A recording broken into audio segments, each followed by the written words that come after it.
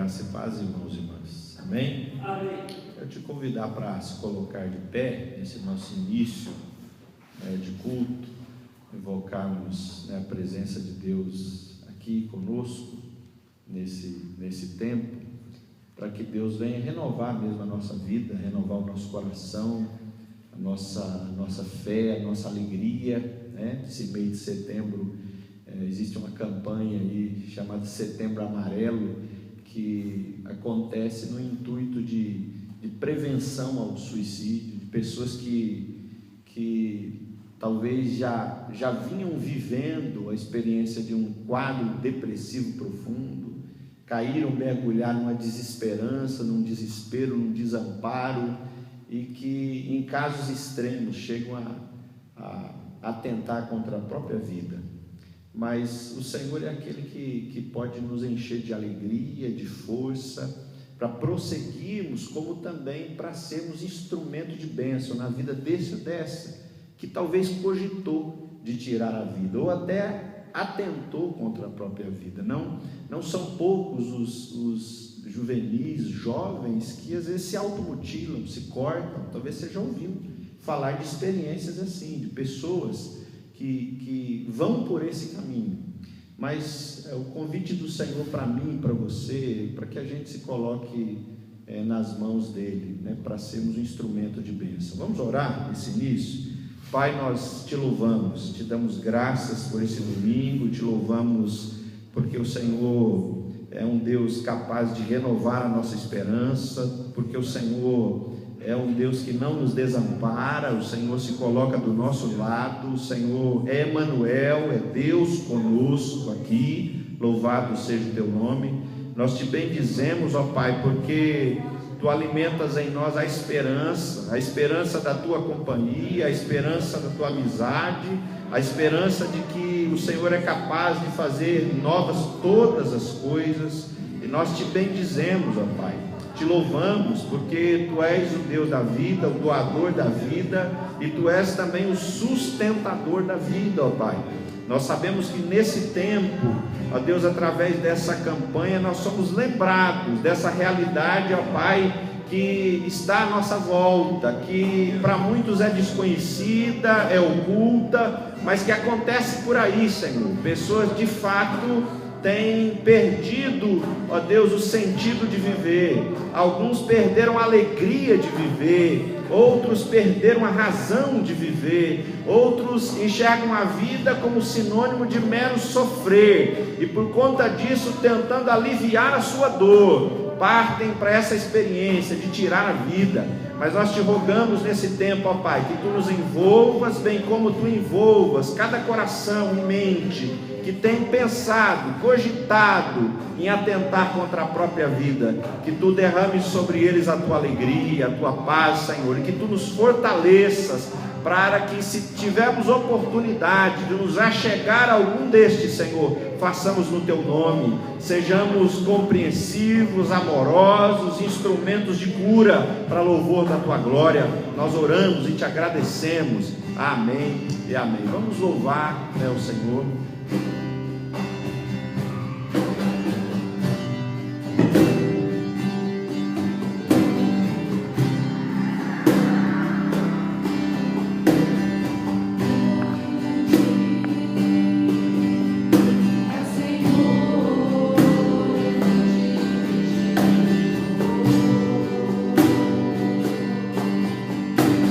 Cidade do nosso Deus,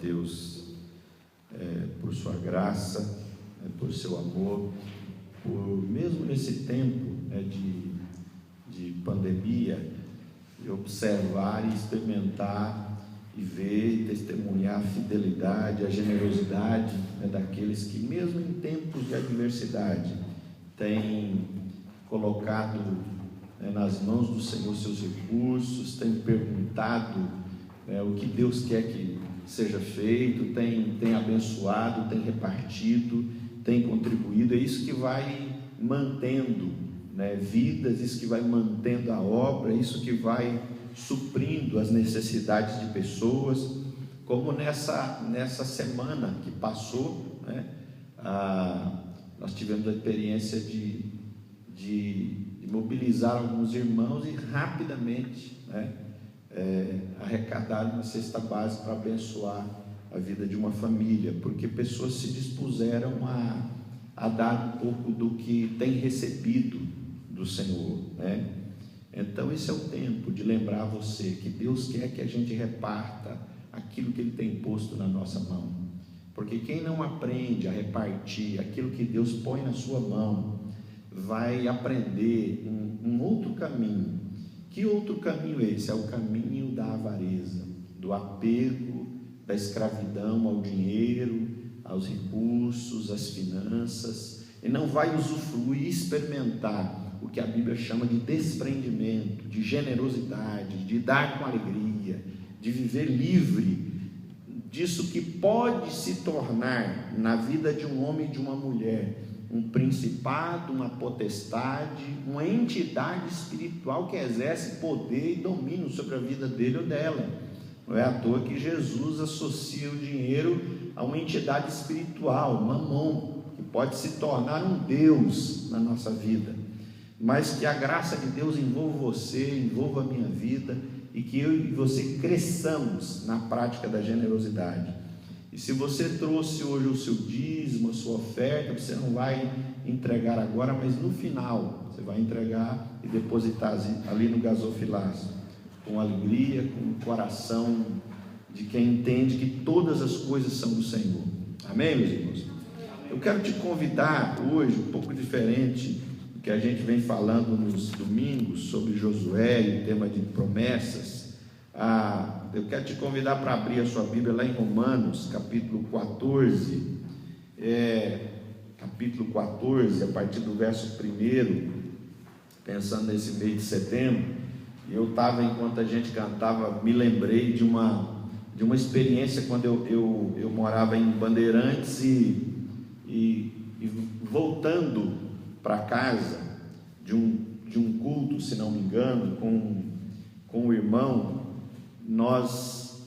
eu para chegar em casa atravessava a linha do trem, um trecho da linha do trem em Bandeirantes, e para nossa surpresa naquele dia, nós, ao olharmos na direção da linha do trem, a gente avistou uma pessoa envolvida num lençol e nos trilhos do trem, e nós nos aproximamos, porque o trem também se aproximava, e a pessoa estava ali, nos trilhos, e começamos a conversar, apenas ouvindo o barulho do trem que se aproximava, e nós fomos percebendo que aquela era uma jovem, não queria levantar, ela estava disposta mesmo a permanecer ali, tentava tirar a vida, já não era, depois ficamos sabendo, a primeira vez, já não era a primeira vez.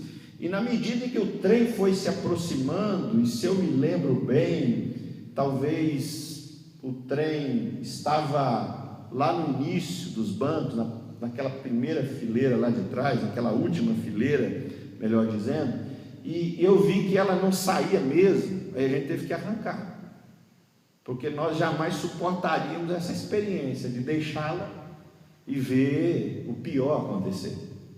Depois essa moça começou a caminhar conosco na igreja, mas essa experiência já nos faz pensar que pode ser que nós não vejamos, mas muita gente já não enxerga mais razão para viver, muita gente já não enxerga mais sentido na vida, motivos para ir adiante. Já olha para o futuro e não espera nada de novo, nada de bom que venha do futuro. Para algumas pessoas, viver é sinônimo de sofrer. E aí algumas, para tentar aliviar a dor, tiram a própria vida. Pastor, ainda em Toledo, eu visitei, tive a triste experiência de visitar a casa de uma jovem com sua mãe, de ver as fotos, de ver a filha de 3, 4 anos de idade, de ver a foto de uma jovem, uma bela jovem com 20 e poucos anos de idade, e que consumiu uma elevada quantidade de um certo medicamento e que no decorrer dos dias não resistiu e veio a falecer. Atentou contra a sua própria vida, e esse atentado foi fatal. E ela deixou uma filhinha de 3, 4 anos de idade e uma mãe com uma infinidade de perguntas sendo feitas, do tipo: pastor, na igreja eles profetizavam dizendo que Deus ia usar ela muito. Pastor, eles diziam, irmãos diziam que tal e tal coisa ia acontecer na vida dela, e agora ela está morta. Atentou contra a própria vida. Pastor, disseram que ela teria um dom assim, que teria tal coisa, enfim, uma série de coisas que foram faladas a respeito da vida daquela jovem, e que além da perda, a mãe trazia consigo essas perguntas: por que ela tirou a vida, e por que daquilo tudo que foi dito, e que era bonito até, ficou como palavras vazias, jogadas ao vento, porque a vida dela teve um ponto final ali tão precocemente. Então, algumas pesquisas dizem que de 15 anos de idade até 29, a segunda maior causa de morte é suicídio. Mais do que isso, só por morte de acidente de trânsito. Então, muita gente anda tendo a vida ceifada, porque vai por esse caminho de entender que não dá mais, não quero mais, e acaba colocando um ponto final na sua vida. E aí eu fico pensando, qual é a resposta que nós, cristãos, temos para dar para pessoas que pensam ou atentam contra a própria vida, e nós também. Qual é o sentido da nossa vida? Porque dependendo da maneira também como nós vivemos a nossa vida, pode ser que a nossa vida vai se tornando sem sentido. Pode ser que a nossa vida caia num grande vazio, caia numa condição em que a gente não enxerga um futuro com esperança, mas um futuro que quando chega não traz nada, absolutamente nada. E aí Romanos 14 pode nos ajudar a pensar um pouco sobre o sentido, ou seja, sentido, significado, mas sentido, a direção da nossa vida, para onde deve se dirigir, para qual rumo a nossa vida toma, qual o rumo da nossa vida, qual o rumo da vida de um cristão ou de uma cristã. E aí eu quero que você acompanhe comigo Romanos 14, do verso 1 até o 7, a princípio, iremos ler apenas essa parte, que diz o seguinte: acolhei ao que é débil na fé, não porém para discutir opiniões. Um crê que de tudo pode comer, mas o débil come legumes. Quem come não despreze o que não come, e o que não come não julgue o que come, porque Deus o acolheu. Quem és tu que julgas o servo alheio? Para o seu próprio Senhor está em pé ou cai, mas estará em pé, porque o Senhor é poderoso para o suster. Um faz diferença entre dia e dia, outro julga igual, outro julga iguais todos os dias. Cada um tem a opinião bem definida em sua própria mente. Quem distingue entre dia e dia, para o Senhor o faz, e quem come, para o Senhor come, porque dá graças a Deus.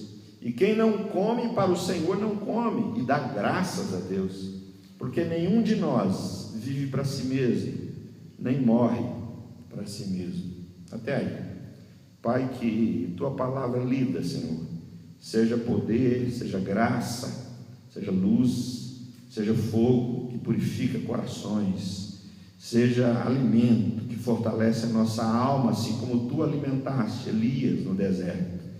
E com a força daquele alimento, ele caminhou 40 dias. Que nós sejamos alimentados, e com a força do alimento que vem da tua palavra, Senhor, nós enfrentemos gigantes, nós enfrentemos desafios, nós enfrentemos percalços e nos mantenhamos fiéis a ti. Para louvor da tua glória que oramos e te agradecemos. Amém.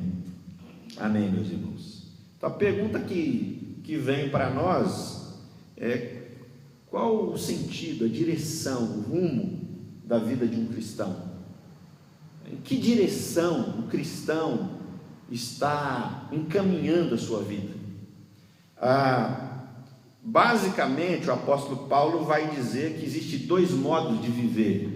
Basicamente, dois modos, ou dois rumos, ou duas direções que a nossa vida pode tomar. Uma direção é buscar satisfazer meramente a si mesmo, ou uma vida voltada para si mesmo.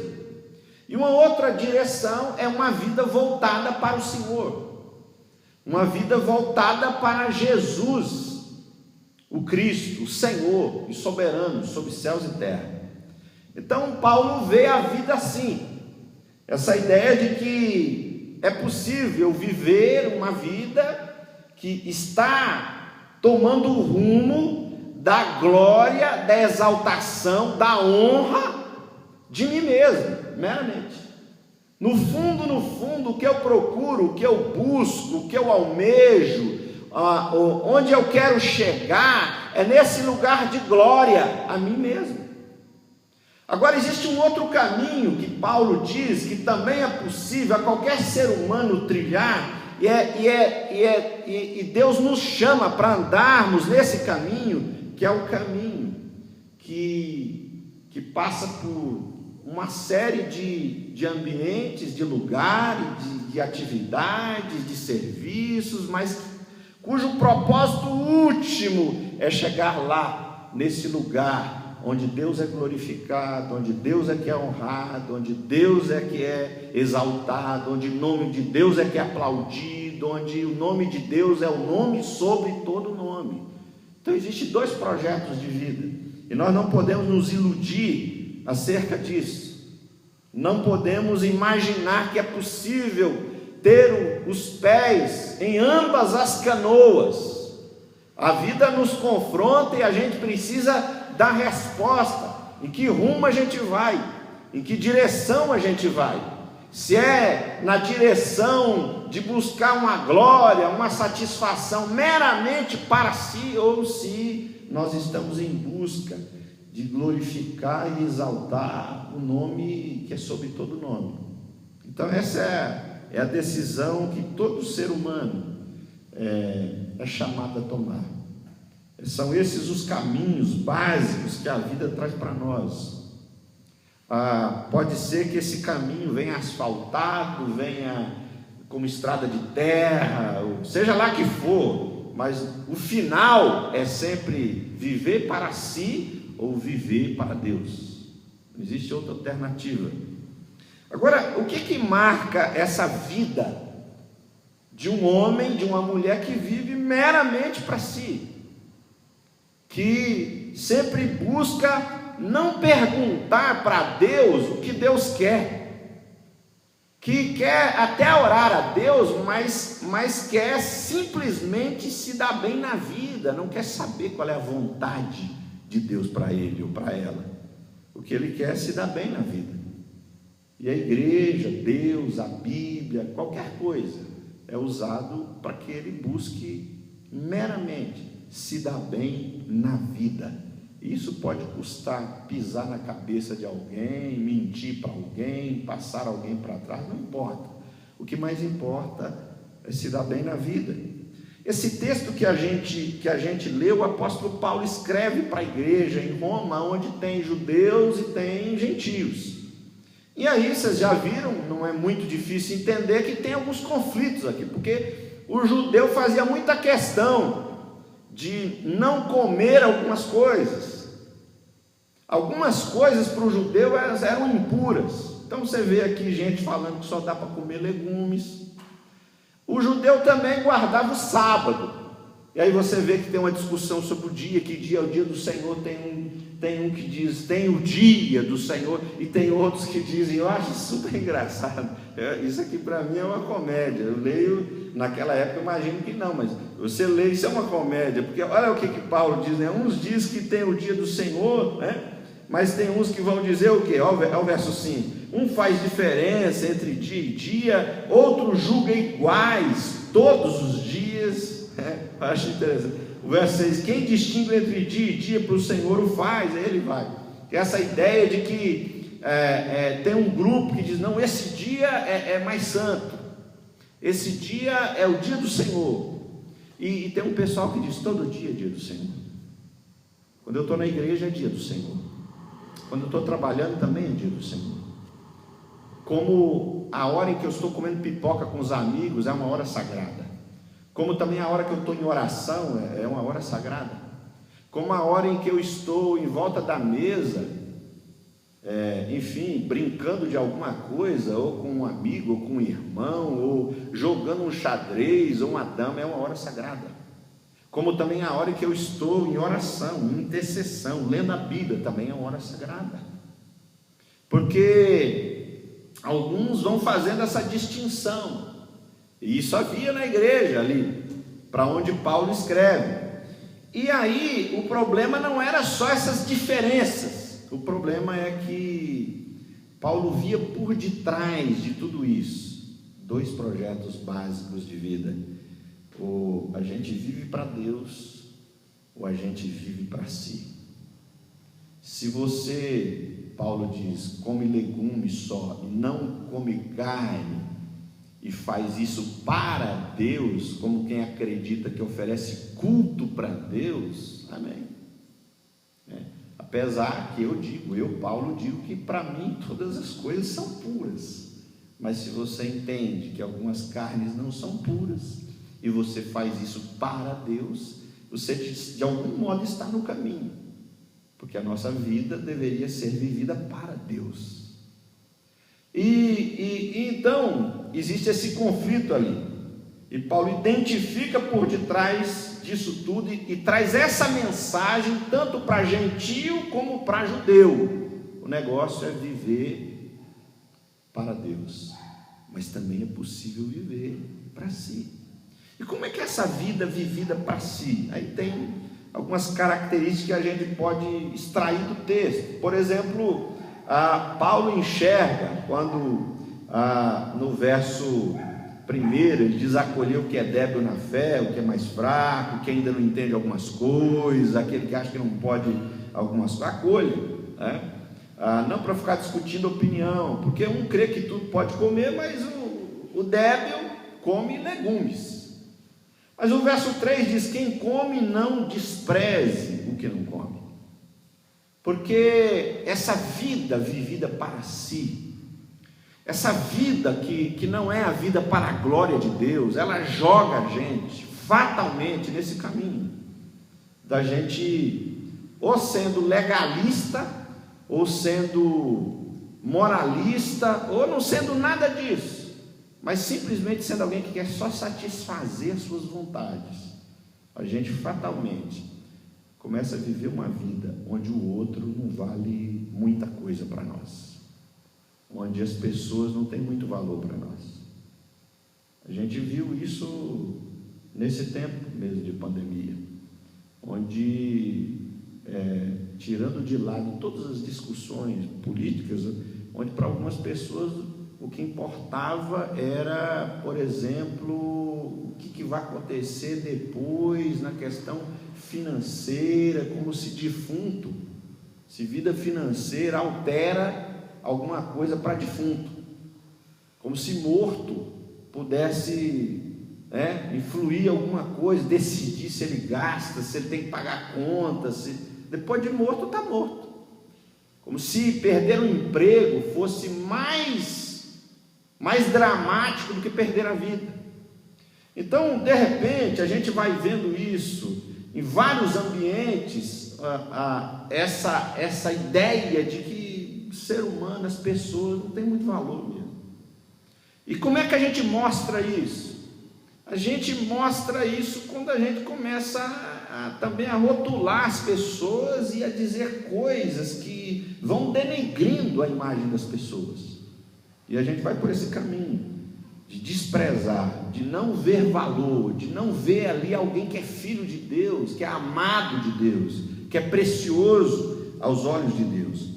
Jesus já em Lucas 18 contou uma parábola, você deve se lembrar, do fariseu e do publicano, onde ele dá uma resposta para o pessoal que confiava em si mesmo e se via como justo aos seus próprios olhos, mas desprezava os demais. Arrogância espiritual, o sujeito cheio de si, ele começa a desprezar os outros, ele começa a achar que o outro está no outro nível, que o outro, por exemplo, não entendeu o que ele entende, que o outro não sabe o que ele sabe, que o outro não tem muita coisa para acrescentar, que o outro não, diz o nordestino, não influi nem contribui com muita coisa, que o outro, se está ou não está, não faz muita diferença. E esse caminho de desprezo, e Paulo não deve ser à toa que Paulo usa essa expressão, o débil, o mais debilitado, Quem sabe lá na comunidade, esse era o papo, os mais fracos na fé, os mais fracos. E aí Paulo diz assim: se você é mais forte, não despreze o mais fraco. Se você tem mais tempo de caminhada, não despreze o novo, porque existem algumas coisas no novo que você não tem, ou que quem sabe você perdeu na caminhada. Existe um frescor da experiência do novo que nós na caminhada vamos perdendo, vamos deixando para trás. Não se trata nem de se perder na fé, se trata de algo que é natural, de quem teve uma experiência, viveu uma experiência poucos minutos atrás, ensinar uma coisa fresca, e um outro que já viveu já faz muito tempo. Então essa ideia de que não dá para a gente desprezar ninguém, não dá para a gente deixar de ouvir aquele que a gente chama de fraco na fé. Não dá para a gente achar que Deus não nos ministra, não nos abençoa, não nos acrescenta por meio dos chamados fracos na fé, aqueles que no nosso juízo são mais fracos na fé, são mais frágeis na fé, são mais inconstantes na fé. Isso é um desafio, mas a vida para si joga a gente nessa emboscada. Uma segunda característica da vida para si é que, aí já no verso 4, ele diz: quem és tu que julgas o servo alheio? Se por um lado quem come todas as coisas acaba desprezando aquele que só come legumes, por outro lado, o verso 3 também diz, parte B: e o que não come, não julgue o que come, porque Deus o acolheu. Então tinha um pessoal que só comia legumes, eram os mais chamados aqui os débeis, os fracos. Aí quem comia de tudo dizia: meu Deus, mas como tem uma cabecinha pequena, como não entendeu muita coisa, como precisa caminhar, como precisa aprender, meu Deus, vai chegar lá ainda. E aí existia aquele outro grupo que também estava vivendo para si, mas apresentava um outro problema. Qual era o problema? Só comia legume. E aí viu o outro comendo carne de porco e dizia: está em condenação, está pecando, Deus não se agrada disso aí, tá no pecado, tá no erro, a mão de Deus vai pesar, Deus não se agrada disso aí. Então, por um lado tem desprezo, por outro lado tem julgamento. Mas desprezo de um lado, julgamento de outro, Tudo são lados diferentes da mesma moeda. Que moeda é essa? Viver para si. Quando a gente vive para si, nós vivemos julgando todo mundo, a gente lê a Bíblia, mas a gente não encontra cura, a gente não encontra restauração, a gente encontra palavras de julgamento, porque a gente lê a Bíblia como se fosse um código de lei, o que pode, o que não pode, e a gente olha para o outro e vê quem está violando, e aí começa a apontar quem é o culpado. É mais ou menos essa dinâmica que vai acontecendo ali, mas essa dinâmica de desprezar ou de julgar é a dinâmica de quem vive para si, porque não entendeu ainda a direção que a sua vida deve tomar. O Paulo também, falando um pouco desse viver para si, ele usa, por exemplo, a imagem do escândalo, de gente que, vivendo para si, acaba, por exemplo, verso 20 e 21, ele diz: não destruas a obra de Deus por causa de comida. Você aí que se julga forte, pode comer de tudo, todas as coisas na verdade são limpas, mas é mal para o homem comer com escândalo. O 21, é bom não comer carne, nem beber vinho, nem fazer qualquer outra coisa com que teu irmão venha tropeçar, ou se ofender, ou se enfraquecer. Ou seja, quando eu vivo para mim, eu não estou preocupado se as minhas ações vão promover escândalo na vida de quem quer que seja. Eu não estou preocupado se alguém vai tropeçar na fé, eu não estou preocupado se alguém vai virar incrédulo, eu não estou preocupado se alguém vai abandonar a fé. Por que eu não estou preocupado? Porque eu estou preocupado comigo, não estou preocupado com a vida espiritual dos outros. Eu quero mais é me dar bem, eu quero mais é que eu cresça. Se o outro está diminuindo, esse já é um problema dele, ele vai precisar administrar, porque eu não tenho muita coisa a ver com a vida dele. Então essa é a vida vivida para si, e essa vida vivida para si é uma vida que não ajuda a gente quando a gente cai em situações de depressão profunda, quando a gente cai nesse sem sentido, quando a gente cai no desespero, no desamparo. Viver para si não ajuda muito a gente, pelo contrário, mergulha a gente ainda mais no abismo, no buraco, na vida sem sentido. Me lembro uma vez que, conversando com uma pessoa, e ela compartilhando essa coisa a vida não tem sentido, uma tristeza profunda, não tem vontade de viver, essa coisa que se assemelha muito com alguém que está num quadro de depressão. E aí eu trouxe à lembrança dessa pessoa algumas coisas que ela havia feito no passado, do tipo servir pessoas, fazer o bem para as pessoas, se envolver com o problema das outras pessoas. E eu trouxe a lembrança dessa pessoa, essas experiências que ela viveu no passado. E aí a pergunta que eu fiz é o seguinte: será que essa vida que você está vivendo agora, e você não vê sentido, parece vazia, uma tristeza profunda, será que isso não é um sinal de que não é mesmo para você continuar vivendo assim? Será que isso não é um sinal? Será que isso não é um indício de que viver assim não vale a pena mesmo? Porque só dá nisso, tristeza, vazio. Agora você se lembra daquela outra experiência, de um outro tempo em que você vivia servindo as pessoas, empenhada, dedicada, envolvida em servir as pessoas? Você carregava esse mesmo sentimento? Não. Eu tinha alegria.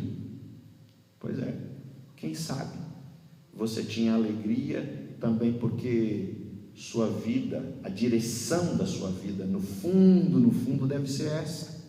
A direção da vida de nós seres humanos, no fundo tem mais a ver com isso.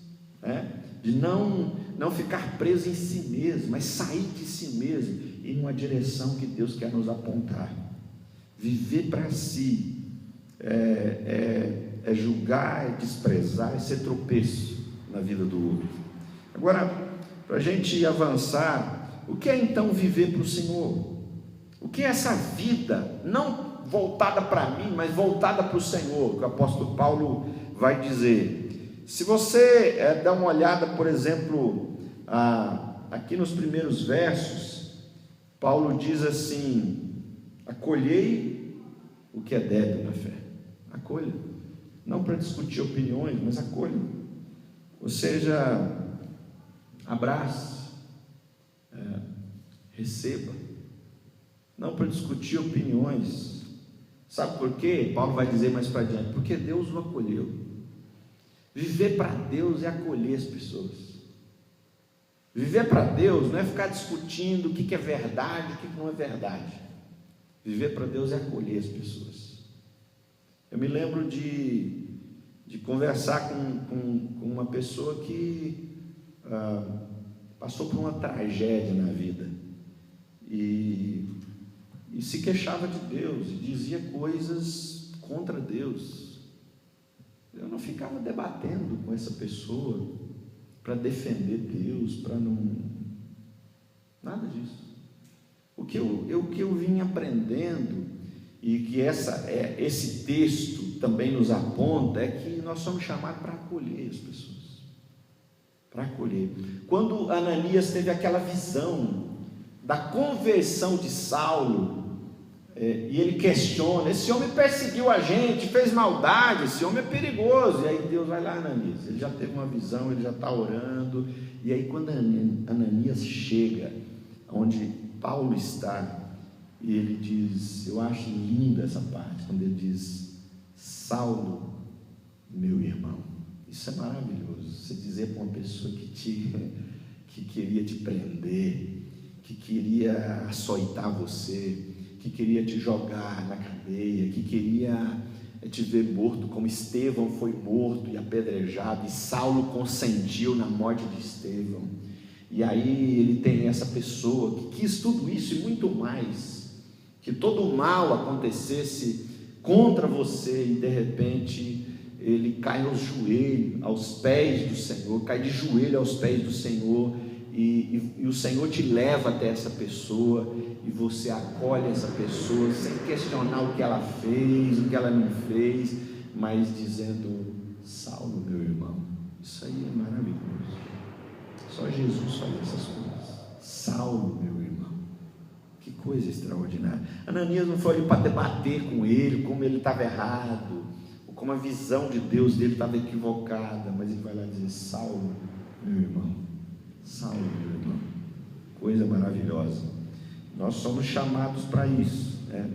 Viver para Deus é acolher até mesmo aquelas pessoas que dizem não crer em Deus. Hoje surge um grupo de pessoas que chamam ateus, né? E nós somos chamados até para acolher essas pessoas. Eu me lembro de um pastor que fazia um trabalho num presídio, que trabalhava com pessoas de alta periculosidade no estado do Rio de Janeiro, e ele ministrava ali para os presos. Um belo dia, um que nunca participava, e dizia: pastor, e aí o pastor chamou: vem participar com a gente. Dizia: eu não vou, eu não creio em Deus, eu não vou enganar você não, pastor, eu não creio em Deus. E aí o pastor falou: mas Deus crê em você, pode vir. Você não crê em Deus, Deus crê em você. Você não confia em Deus, Deus confia em você. Você não ama Deus, Deus ama você. Você não quer Deus, mas Deus quer você. Você não tem projeto para caminhar com Deus, mas Deus tem projeto para caminhar com você. Você não sonha com Deus, mas Deus sonha com você. Então venha. Então essa ideia de um Deus que nos acolhe, que nos recebe, que é o pai do filho pródigo, que quando o filho decide voltar, ele está ali, de braços abertos. Não tem um relatório dos pecados que foram cometidos, e agora o que ele vai fazer para se redimir dos pecados cometidos. Mas o pai o acolhe, simplesmente o acolhe, e o acolhe como filho. Então viver para Deus tem a ver com acolher. Devemos acolher. Às vezes o sujeito, você está caminhando com ele, ele tem seus problemas, seus pecados, e você está caminhando, daqui a um pouco ele cai no mesmo pecado, mas nós somos chamados para ministrar, para amar e para acolher. A gente não é chamado para lançar fora. Viver para Deus não é lançar fora. Jesus diz: aquele que o Pai traz a mim, de modo algum lançarei fora. Então é acolher. Se o Pai trouxe para mim, então de modo algum eu lançarei fora. O problema é que às vezes a gente não quer os filhos espirituais que Deus traz para a gente. A gente não quer os filhos espirituais que Deus traz para a gente, porque às vezes Deus traz uns filhos espirituais nada assim, meio exóticos, bem diferentes, e aí a gente fala: meu Deus, eu não sei como lidar, né? Eu estava me preparando para ter uma conversa assim, como quem conversa com crente. De repente vem o cara e fala palavrão, e você fala: meu Deus, isso me incomoda. E de repente a gente perde de vista a ideia de que Deus nos chamou. Viver para Deus é amar, é ministrar, mas também é acolher. Segunda coisa que Paulo mostra para mim e para você é que quando a gente vive para Deus, no verso 19, aliás, verso 17 e 19, Paulo diz assim que o reino de Deus não é comida nem bebida. Então lembra lá o problema do sábado, tem um problema dos legumes, o que come, o que não come. Paulo diz: o reino de Deus não é nem comida e nem bebida. Tem gente que acha que o reino de Deus é isso aí, mas ele diz: mas não é comida e nem bebida. O que é o reino de Deus? É justiça, paz, alegria no Espírito Santo. E aí, engatando nisso, ele chega no 19 e diz assim: pois seguimos as coisas da paz e também as da edificação de uns para com os outros. Então, viver para Deus é seguir a paz. O que é seguir a paz?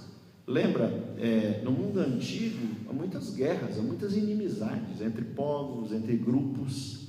Então, viver em paz, em outras palavras, é viver reconciliado, é viver em amizade, é viver um bom relacionamento para com as pessoas.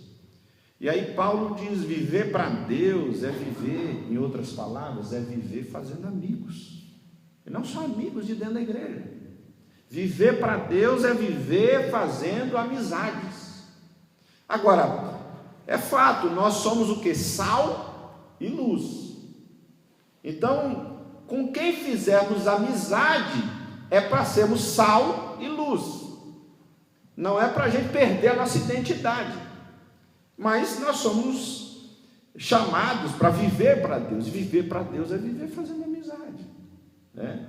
Essa ideia de que viver para Deus, a gente é amigo dos irmãos aqui, a gente não cria vínculo com ninguém, a gente não conversa com ninguém, a gente não se aproxima com ninguém, de ninguém. Isso não é viver para Deus, porque viver para Deus é viver em paz, é viver fazendo amizades, não destruindo amizades, é fazendo amizades, é criar vínculos novos, criar relacionamentos novos, para ser sal e luz.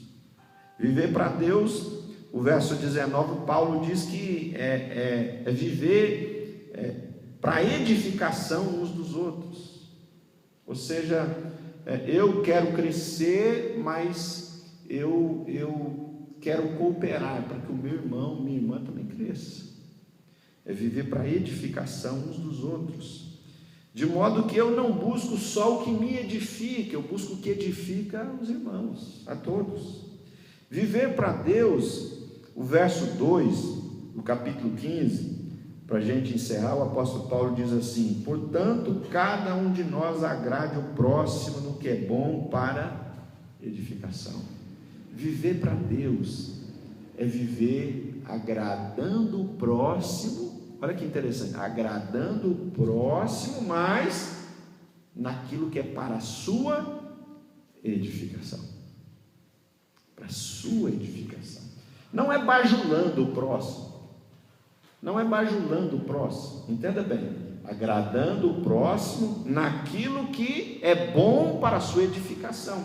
E aí, eu pensando nesse verso, me veio uma experiência, para encerrar, conversando com uma pessoa, e ela falando de alguém lá do vínculo familiar, e ela estava bem satisfeita, e dizendo, e falando, e papapá, e coisa e tal. E eu ouvi, e aí, como diz, vai, é que nem quando você dá corda, deixa acabar a corda, acabou a corda, tá. E o que você acha disso aí que você falou? Você acha que, eu só perguntei, e o que você acha disso aí? A maneira como você está agindo e lidando com essa pessoa, o que você acha? Eu sei que, para resumir a conversa, achei engraçado, aí essa pessoa falou assim, por isso que eu gosto, de conversar assim com o pessoal da Metodista. Envolveu mais gente no meio, que interessante. Pessoal, mas por quê? Não, é porque eles não falam coisas só para que a gente gosta de ouvir, mas coisa que acrescenta na vida da gente. Parece que Paulo está falando disso. Paulo não está falando de eu ficar bajulando ninguém, porque Paulo está dizendo eu dizer coisas agradáveis e boas para a edificação. No fundo ela gostou de ouvir a pergunta, no fundo ela gostou, porque ela percebeu que edificava a vida dela. Eu quero te convidar para se colocar de pé. Nós vamos ouvir um cântico, vamos orar, encerrando, e a palavra de Deus nessa noite nos pergunta: para quem você tem vivido? Para quem que eu tenho vivido? Para quem que eu tenho vivido? Será que a gente se esqueceu que a direção da nossa vida, inclusive Paulo fala da morte, nós vivemos para Deus e também morremos para Deus. O que ele está dizendo? Que nós caminhamos numa direção só, quer em vida, quer em morte, nós caminhamos na direção do Senhor. Então, quando você ouve esse cântico, fale com Deus sobre essas coisas, converse com Deus sobre isso.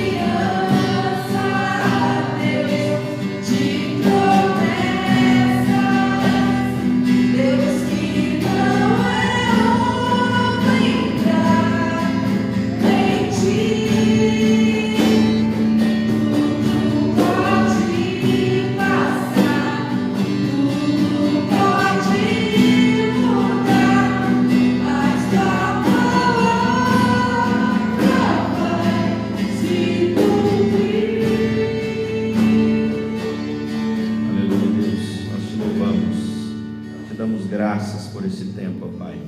Colocamos nossas vidas diante de Ti. Tu nos ensines a viver para Ti. Tu renoves em nosso coração o compromisso de vivermos para Ti. Ó Deus, que Tu alcances cada um de nós, envolvas cada um de nós, bem como que Tu envolvas, Senhor, esses e essas que têm nesses dias vivido dias de tristeza profunda, de depressão profunda, Senhor, ó Pai, que seus corações busquem a paz, busquem não o isolamento, não o afastamento, não o distanciamento de tudo e de todos, mas que nesse tempo de pandemia, na medida do possível, ó Deus, o Teu Espírito os conduza à busca de conversas, à busca de contatos, à busca de ouvidos que os ouçam, Pai, em suas dores, em seus sofrimentos, em nome de Jesus. Teu Espírito continue soprando sobre nós, soprando sobre essas vidas, Senhor, renovando em nós o comprometimento de acolher as pessoas, de amá-las, Senhor, independente do que elas pensam, do que elas imaginam, dos seus tropeços, ó Deus, mas acolhê-las no amor do nome de Jesus, acolhê-las a fim de que elas conheçam o Teu amor, a Tua graça, a Tua bondade. Que nós sejamos, Deus, aqueles que seguem a paz, que buscam vínculos, que buscam, Senhor, construir novos relacionamentos, fazer novas amizades, porque entendem, ó Deus, que esse mundo que nós vivemos, que as pessoas que estão à nossa volta também são alvos do amor de Deus, e que nós podemos ser instrumentos para manifestar o amor de Deus na vida dessas pessoas. Então abre os nossos olhos e nos dá um coração assim, Senhor, pronto a querer conhecer um pouco da vida daquele que, quem sabe hoje é um estranho para nós, mas que também é querido do Senhor, é precioso aos olhos do Senhor, é preciosa aos olhos do Senhor, é alguém por quem também Tu deste a vida, alguém por quem Tu deste tudo para redimi-lo, redimi-la. Então nos levanta como igreja, com essa consciência, com esse coração, que nós não fomos chamados simplesmente para sermos abençoados, nós fomos chamados para sermos abençoados e sermos uma bênção na vida das pessoas à nossa volta. Nós, ó Deus, somos chamados pelo Senhor para estarmos contigo, para recebermos perdão e graça, mas para sairmos debaixo da Tua mão, debaixo da Tua bênção, e levarmos perdão e graça, e compartilharmos perdão e graça, Senhor. Que assim seja, que o Senhor seja conosco, que o Senhor nos fortaleça, que nos desafios que haveremos de enfrentar nessa semana, Deus, que nós sejamos Teus mensageiros, sejamos aqueles que levam paz, que levam edificação, Senhor, que levam palavra de vida e que entendem que estão aqui não simplesmente para se servirem, mas para servirem aquele que deu tudo por nós, e que portanto servir-te, ó Deus, não é nada comparado àquilo que Tu fizeste por nós. Que o Senhor nos envolva de graça, que o Senhor faça resplandecer o Seu rosto sobre nós, e que o Senhor nos dê paz abundante, alegria, porque essa é a vida no reino, é justiça, paz e alegria no Espírito Santo. Que a bênção do Deus que é Pai, e que é Filho, e que é Espírito Santo, se derrame sobre nós, e nos faça frutíferos naquilo que realizarmos, para a glória do Pai, do Filho e do Espírito Santo. Amém e amém. Que Deus te abençoe, meu irmão, minha irmã, te dê uma semana cheia de graça.